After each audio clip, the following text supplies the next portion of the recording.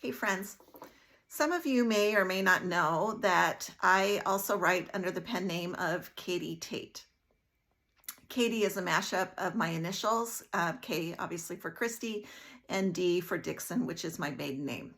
Katie also happens to be the name of an aunt that I hugely admired, my Aunt Katie. She helped raise my dad after my grandmother died, and my dad was only 4 years old, and he went to live with my Aunt Katie, and so I have a fond place in my heart for her because she took my dad in at that tender age of 4 years old. But that's beside the point. Katie has written 11 books, and 3 of those are trilogies, and the other 2 were written as series starters, but they were series that never really got started. The Invisible Maid, I wrote a couple of years ago, and it's kind of a spin-off from H.G. Wells' the Invisible Man, and it takes place at the turn of the 20th century, and is about a girl who gets turned invisible, and then she goes on to become a crime fighter because she's invisible, and you can do that when no one can see you. So that story is super fun. And then the other story is called The Fairy Tale Thief. It is free on Amazon. Anyone can go and read it, or you can listen to me read it. I am not sure how many weeks it's going to take me to read The Fairy Tale Thief or The Invisible Maid. I have hopes of finishing both of those stories and writing a long series for both of them. But I have not given up on writing my sweet small town romance suspense books, specifically the Small Town series. I intend to finish those 2. I hope to have a long and healthy life. My dad lived to be 98 and a half, and he was healthy and mentally healthy the whole time. I know I can't count on that, but I'm doing what I can to work that way. And so hopefully I will have time to write all of the books in my head. That might not be true, but that is my goal, is to write all of the ideas that I get, because I get so many. And I love sharing them. I love writing them. I love sharing them with you. You can read The Invisible Maid on the Kindle Vella platform. The first 3 episodes are free. It is completed. It is there now. I am not making any promises how long it will stay there. And then like I said, The Fairy Tale Thief is free on Amazon. And I'm not sure how long it will be in that condition either. I do hope to write these stories, but I haven't decided which one I want to write, and that's where you can come in and you can help. I don't know if I want to write The Invisible Maid first, or if I want to write the Fairy Tale Thief books first. That's something I'm waffling between. So if you have an opinion, I would love to hear it. Leave it in the comments. If you enjoy the stories, be sure to hit the like and subscribe buttons. And I am bringing you free stories via YouTube every Friday afternoon. So without further ado, here is, I should also mention that the reason I am not reading The Invisible Maid is because it's on the Kindle Vella platform, and it can't be anywhere else.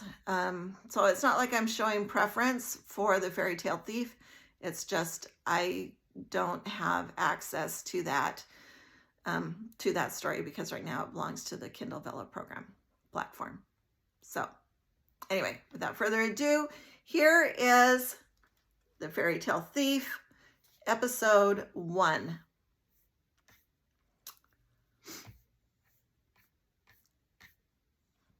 Brock's mom bustled in the door. She'd been gone for days. She'd traveled, as she always did, without luggage, preamble, or fair warning.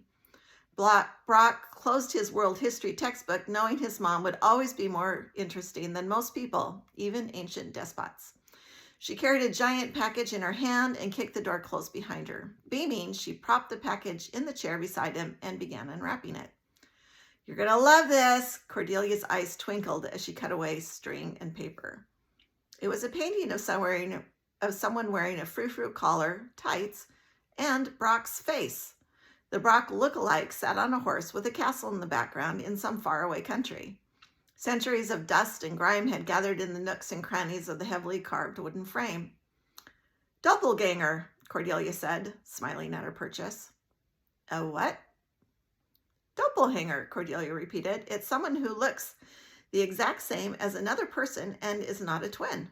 The direct translation from German is double goer." Brock pointed at the painting. "That is not a real person." "Perhaps it was," Cordelia argued. "Or it could be a ghost," she laughed.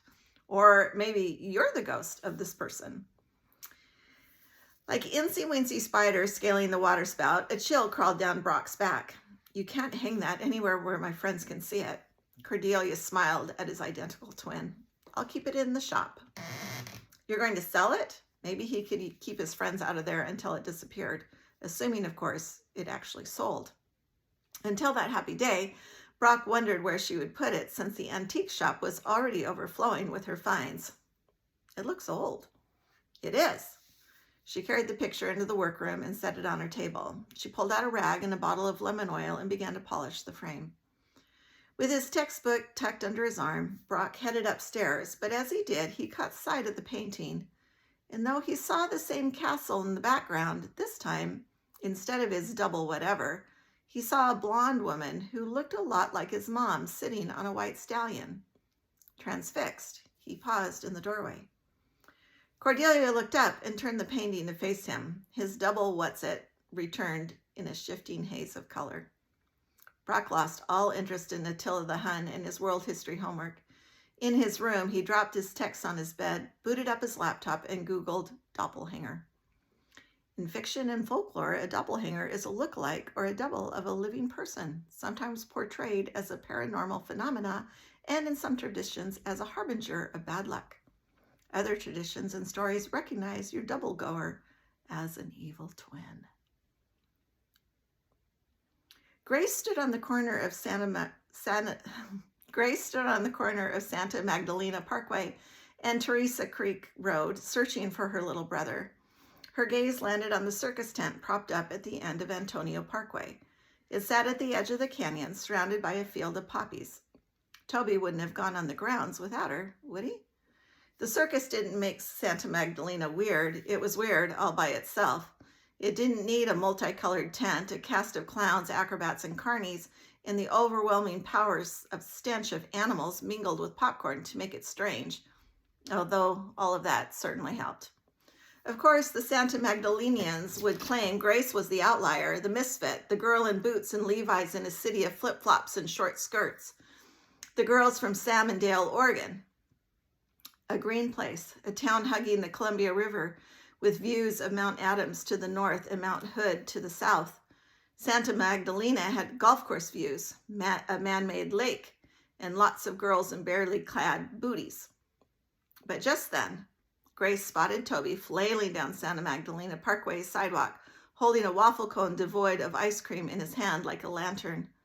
Panic filled his eyes. His breath puffed raggedly as he skirted an old lady in her schnauzer and a mother pushing a baby stroller. Grace caught up to him in seconds and wondered about his inhaler because, from the look on his face, she knew he was going to need it, and soon. "Chasing me," he gulped, casting a rabbit-eyed look over his shoulder.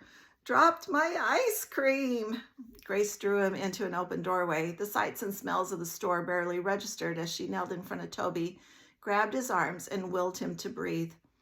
She looked over the top of his head and saw two guys about her age, probably juniors or seniors, running by. The honey blonde one looked like an Abercrombie and Fitch model, while the other one, dark-haired and tanned and carrying a lacrosse stick, could have stepped out of a J. Crew catalog. Anger and questions flashed through her. Why would they chase a little kid? Did he have something they wanted, or were they just bullies picking on the weak and asthmatic for the pleasure of making someone wheeze? But Toby's ragged gasping made her push her anger aside and focus on his next breath. Grace pulled him farther into the store, behind a display of teapots and platters, and out of the doorway. "Take deep, slow breaths," she said, locking her gaze with his. He swallowed hard, met her eyes, and panted. "Your inhaler, where is it?" she asked, patting his pockets. He shook his head, his eyes growing wider, his puffing growing more and more labored. "Your phone." Grace grabbed his backpack and pulled it off him, unzipped it, and rifled through it. Of course, until this moment, it had seemed wildly unfair and twisted that Toby got to have a cell phone and not her, because he was 11 and she was 16. No one cares if an 11-year-old has a phone, but a teen without a phone is like a fish without water, socially dead. But being socially dead is better than being literally dead. Fumbling through his bag, feeling her way through the collection of Star Wars action figures, dog-eared comic books, and an empty juice box, and a half-eaten bag of Doritos, Grace found the phone and tapped the second number in his contact list. Sinking to the floor, she pulled Toby onto her lap and cradled him in her arms while she waited for Heather to answer. The tension in Toby began to relax as his breathing slowed. Come on, pick up. "Hello?" Grandpa Hank answered. "Grandpa, it's me, Grace." "Who's this? What do you want?" "Grandpa." Talking to a hard-of-hearing 90-year-old was never easy and almost always frustrating. "Hello?" Grandma Dorothy picked up another line. Talking to one 90-year-old was bad. Talking to two at once was almost impossible. Grace raised her voice. "I need Heather. Can you put her on?" "Your mom is at school," Dorothy croaked. I know. I want to talk to Heather." "Are you calling on that mobile thing?" Grandpa Hank asked. "How much is it costing you? Doesn't it charge by the minute?" "Grandpa, please, just get Heather for me." A hand holding a water bottle appeared in front of her face. Glancing up, Grace met the green-eyed gaze of a movie star beautiful woman. She had flawless tan skin, thick honey blonde hair, and smiling lips. She gave one bottle of water to Toby and extended the other to Grace. Toby unscrewed the lid with shaking hands. Grace mouthed, "Thank you," to the woman. She smiled in return, flashing a set of gleaming white, perfectly straight teeth. "Can I help you? Do you want me to call someone?" she whispered. Grace shook her head. The woman gave Toby a worried yet straining to be reassuring smile before returning to her place behind the sales counter. "Heather's gone to the store," Grandma Dorothy told Grace. "I don't know why she goes to Gelson's," Grandpa grumbled. "She should go to Ralph's. Gelson's is trying to upsell." "Do you think she's at Gelson's now?" Grace glanced out the window at the cars zooming along the parkway.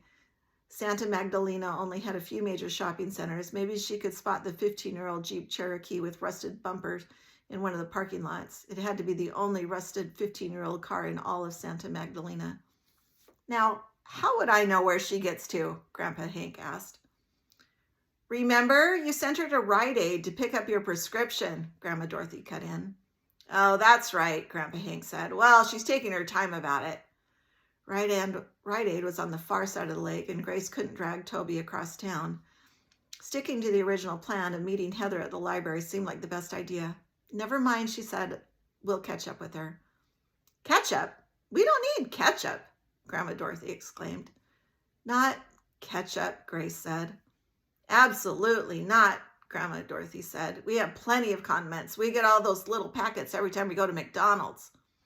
"They throw those things away around like confetti," Grandpa Hank said. "Why, I heard that American Airlines saved themselves millions of dollars by cutting back one tomato on their dinner salads. McDonald's could learn a thing or two from American Airlines." Grace didn't want to talk about McDonald's or American Airlines. She wanted nothing more than for Toby to breathe. "I have to go," she told her grandparents. "Make sure you tell Heather not to get us any more ketchup," Grandma Dorothy said. "Not unless it's on sale," Grandpa Hank added. Grace ended the call, zipped the phone back into Toby's backpack, and ran her fingers over the top of his buzz cut, loving the feel of his prickly head. "You okay now?" He sniffed. "Why were those guys chasing you?" He shrugged. Grace gave a quick hug and pushed to her feet. "Come on, let's go to the library." "Do you think they have comic books there?" Of course they do. All libraries have comic books. It's in the National Rule Book for Libraries. And did you see the size of it? It's like 3 times the size of the Salmondale Library. Toby's eyes lit up and his breathing sounded almost normal. Would you like a ride? The woman behind the counter asked. Grace flashed her a grateful smile. We'll be okay, huh, Tubbs? Thanks, though, and thanks for the water. The woman pulled away from the counter. I don't mind driving you. Are you here alone? Grace asked. Yes, but the owner won't mind if I close the shop for a moment. Her eyes sparkled. I know her well. She can be a witch at times. Well, then you don't want to risk making her mad. Toby agreed. Witches can be scary. The woman's face sobered. You have no idea. Still, for you two, I'd risk it. She swept her green gaze over them, her eyes lingering on Grace's boots and tattered jeans. What's your name? Grace James. This is my little brother, Toby. I'm Cordelia Brockbank. She stuck out a hand with 5 perfectly manicured nails for them to shake. It's nice to meet you. You're not from around here, are you? Her cool skin felt shivery in Grace's grasp. We're from Salmondale, Toby told her. Salmondale? Her lips quirked. It's a real place, Grace assured her, in Oregon, near the Washington border. She added, as if that explained everything from the stupidity of the name to her grunge clothes. And what brought you here? The circus? No, Grace flushed with humiliation tinged with anger. My grandma's sick and needs our help, Toby handed over their mom's excuse. There's more to it than that, Grace muttered. So you're new here, not just passing through? Toby and Grace both nodded. How old are you? 11, Toby answered. And you? 16. And starting a new school. That's rough. A wave of homesickness washed through Grace. Are you going to Mission High? Grace shook her head. Santa Magdalena. Cordelia's eyes widened in surprise. My mom's teaching there, Grace said. She has an old friend who got her the job. Grace didn't add that her mom's salary would barely cover Grace's tuition. You know, it's silly that I work here by myself. Cordelia cocked her head, sending a lock of golden hair across her forehead. And this will sound spur of the moment and crazy, but would you like a job? I could use some help, and you just moved here, so no one has snatched you up yet. She paused and fingered the gold pendant hanging around her neck. But maybe you don't need a job. Grace glanced around. A pink and purple paisley rug lay on the floor. A table beside wrought iron shelves overflowed with an eclectic collection of china pieces, antique books, etchings, and prints. An 18th century flow blue teapot shared a shelf with a silver flying saucer and a wooden burl box. It all looked expensive, frilly, and totally useless. No, I do. I would love to work here. What sort of store was this? An antique shop? A gift store? It seemed to sell everything from books to hats to purses to clothes. The only thing that each of the items had in common were beauty and frivolity. Everything in the store was almost as lovely as Cordelia. Grace didn't think she would fit in. Besides, her only other work experience had been at the Wilson's Dairy, where she'd mucked out cow stalls. She knew nothing about antiques. What about the witch? Toby asked. Wouldn't Grace have to work with her? Cordelia's lips twitched. Oh, she's really not that bad. But won't she mind? Shouldn't you talk to her before you hire me? Grace asked. Cordelia leaned forward as if confiding a great secret and whispered, I'm the witch. Chapter 2. She offered you a job? Heather whispered, suspicion lighting her bright green eyes. She didn't have Cordelia's porcelain beauty, but with her thick dark hair and pinky white skin, she was still gorgeous without even trying. Why? Grace thumbed her fingers on the table, thinking, she could probably tell I need money. Heather pursed her lips. Unhappy had become Heather's default attitude ever since they'd moved, and yet she was their mom's most valiant backer-upper. Grace knew Heather was sad about leaving Salmondale, but she also knew that, unlike Grace and Tobes, Heather had a choice. She could return to Salmondale whenever she wanted. She was 18, a freshman in college, and had spent 4 years working for Lucy Norman, a wealthy widow who had offered Heather a place to live and use of a car if she'd remain in Salmondale and continue as Lucy's assistant. A waft of warm air blew into the library as the wide double doors opened. The guy who had been chasing Toby walked in. They didn't belong in a library. They belonged on a tennis court or on surfboards, or thinking of how they'd bullied Toby in juvie hall. Are you listening to me? Heather whispered. Grace tore her gaze away from the guys with their defined muscles, sun-kissed hair and skin, and focused on her sister. I know Mom needs our help, but there are no buts about it. We have to tough it out until Dad gets back. Heather kept her eyes on the top of Toby's head. He sat on a cushion on the floor, surrounded by comic books in Toby heaven. Who are you staring at? Heather asked, twisting to look over her shoulder. No one. The guys had disappeared in the fiction section, and while Grace really wanted to follow them, throw them up against a bookshelf, and yell at them for picking on little kids, she didn't want Heather to know what had happened or how closely she and Toby had skirted disaster. It would only upset her, and Heather had enough to worry about. Did you get the classes you wanted? Grace asked, changing the subject. Heather tightened her lips. I also signed Toby up for an online program. I'm going to homeschool him. What? Heather, no. She lifted his shoulder. It'll be easier. Then what? Staying at home with the grand unit by myself? Frustration zipped through Grace, and she clenched the muscles around her neck. You should go back to the Art Institute. I can't afford it. Grandpa Hank can. Heather gave an almost imperceptible shake of her head. Grace leaned closer and lowered her voice, even though she knew her grandparents were miles away. Do you think Mom entered into some sort of bargain with them? She asked, thinking of her advanced English class in general and Faust and his pact with the devil in particular. Who would she rather strike a bargain with, Satan or her grandfather? It would be a hard decision. Maybe, but probably not. Heather picked at the edge of her t-shirt. She promised we'd leave as soon as Dad's rotation is over.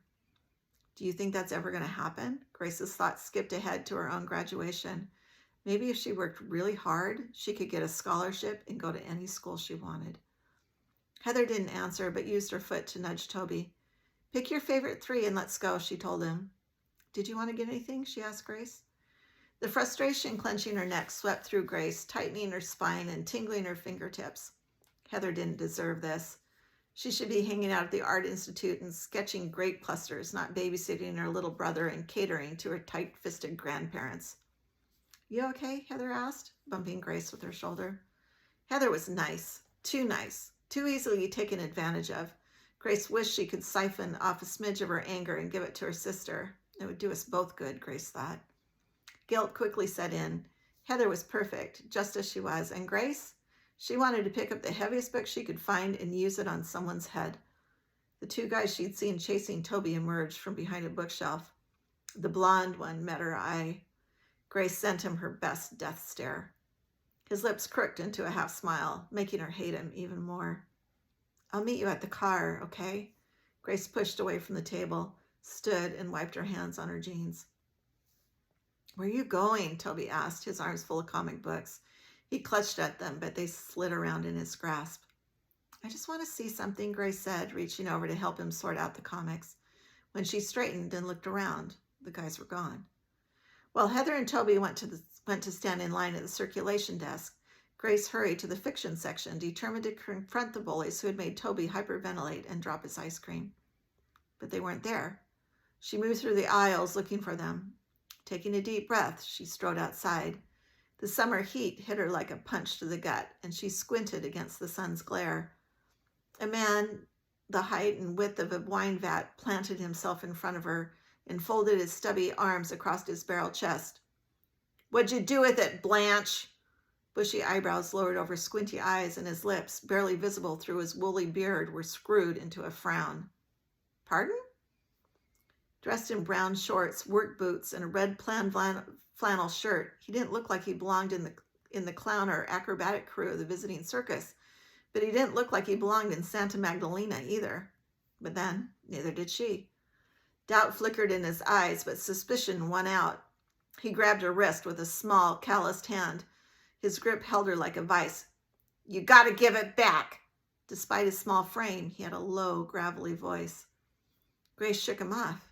If it weren't for the little kids on bikes, the moms pushing strollers, and an elderly man leading a terrier sharing the sidewalk with them, she might have considered wrestling this man and tossing him onto the bushes. but wrestling wasn't on her very long to-do list. Besides, there was probably a city ordinance against it. In a place that closely regulated the health of lawns, the height of trees, and the length of dogs' leashes, she was pretty sure street wrestling was a big no-no. I don't know what you're talking about, Grace said, folding her arms and tucking her hands out of the man's reach. He stepped closer, lining his steel-toed boots with hers. I don't know what you're trying to pull, but it ain't gonna work. He pointed a stubby finger at her belly. We're on to you.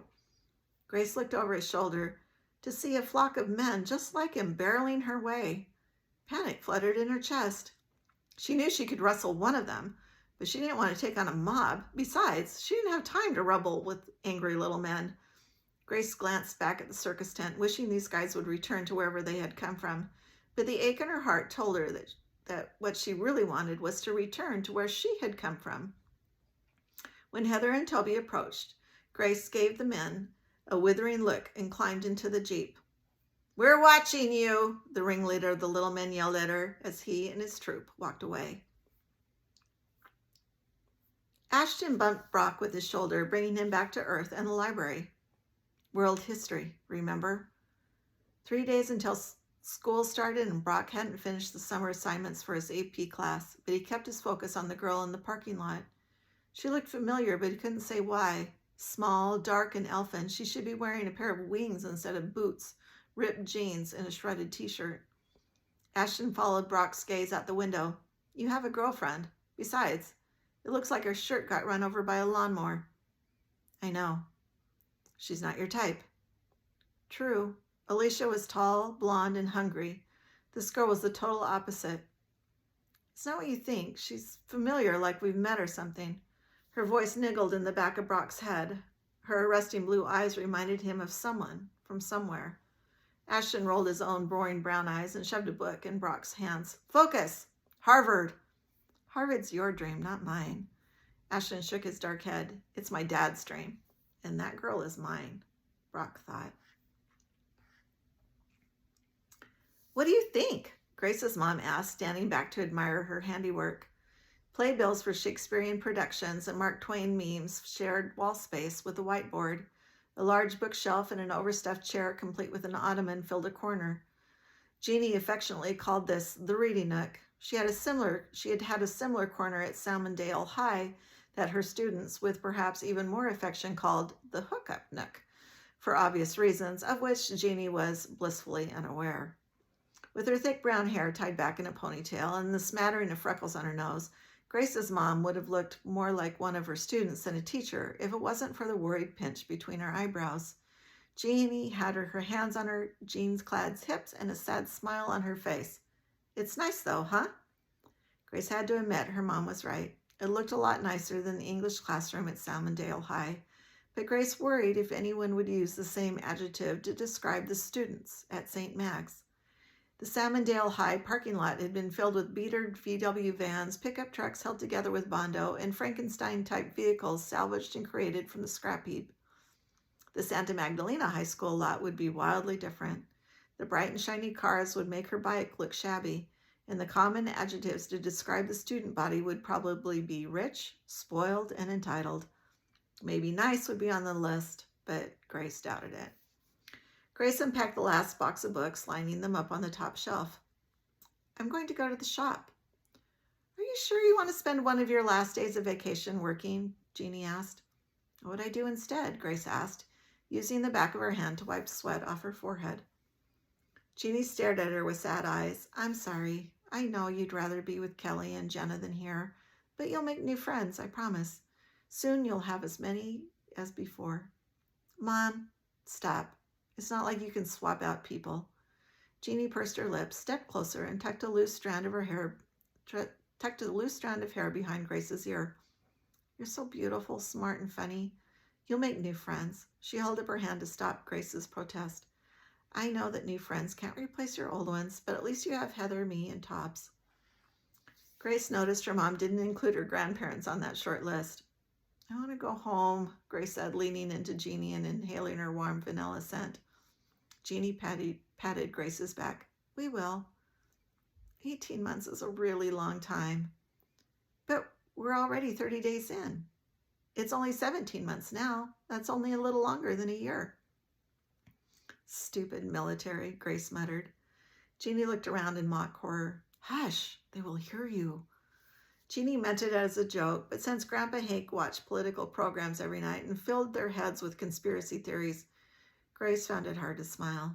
Jeannie must have noticed because she changed the subject. So, what's this Cordelia Brockbank like? She's beautiful, Grace said. Like you? No, totally opposite. She's tall, blonde. She reminds me of Glinda the Good, the witch. Jeannie's lips twitched. So does she have a crown, a wand, and a band of munchkins? Grace just then remembered the little people she'd met on the sidewalk. She hadn't told anyone about them and quickly decided now was not the time to start. You'll like her. She's about your age. Maybe you could be friends. But Grace knew Jeannie probably wouldn't want to take the time to make friends. Between caring for her kids, her parents, and 70-plus students, Jeannie would be lucky to get 8 hours of sleep a night. Laughter floated through the window. A group of girls carrying lacrosse sticks trooped past. Most had long, swingy ponytails. They looked pretty and carefree. It amazed Grace that she could tell their parents were wealthy, even though they weren't wearing designer clothes. In fact, they weren't wearing much at all, and yet still, they looked like they belonged in a magazine. In comparison, Grace felt dull, like a blackened penny in a pot of gold. Jeannie must have either come to the same conclusion or read her thoughts, because she wrapped an arm around Grace's shoulder, pulled her against her, and planted a kiss on Grace's cheek. I grew up here, you know, she said. How is that even possible? You're so normal. Jeannie laughed. Thanks, I guess. My dad, your grandfather, pretty much forced normality down my throat. She sighed and went to stand behind her desk and shuffled papers around. I couldn't wait to move away, and when I met your dad, and fell for his environmentalist ways, he was just so different from my father, the capitalist. Still is. Jeannie looked up with a pensive smile that said she was thinking of better times. He's good for me when he's here. But a lie was tucked in there somewhere. Everyone, including their Salmondale neighbors, had heard the fighting in the weeks and days before Grace's dad's rotation. The cracks in James's marriage had begun to show even before Grace's father had left. Now that he was gone, his absence and silence grew louder and louder. This is his first deployment in almost 10 years, Jeannie said. I wish we could afford to stay in Salmondale. I know, Grace told her. It's not your fault. But Grace's thoughts wandered back to their tiny craftsman home on Clara Street, where the sunflowers and cornstalks grew higher than her head in the garden her parents had carefully nurtured. If only. More laughter from outside. You should go, Jeannie said, looking up from her desk, and introduce yourself to those girls. Not going to happen. Grace glanced at the clock. I told Cordelia I'd be there at 2. She kissed her mom goodbye and went outside to retrieve her bike. She didn't spot the girls she'd seen earlier. The warm midsummer air fell over her like a blanket. She plugged in her earphones and pulled her bike out of the parking lot. It wouldn't take too long to ride from Santa Magdalena High to the lilac shop, assuming she went straight there, assuming her seething anger and frustration didn't boil over and hurt someone or something. Grace pedaled past the lake and the leisure types without jobs and long to-do lists.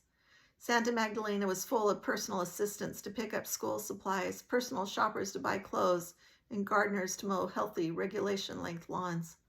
She thought she'd spotted one of the guys who had chased Toby at the intersection. His candy apple red BMW convertible idled at the corner of Teresa Creek and Santa Magdalena Parkway. Honey blonde hair, square jaw, solid shoulders, he sat behind the wheel, looking as plastic and perfect as the blonde Barbie sitting beside him. Grace stuck out her boot and kicked his car as she rode past.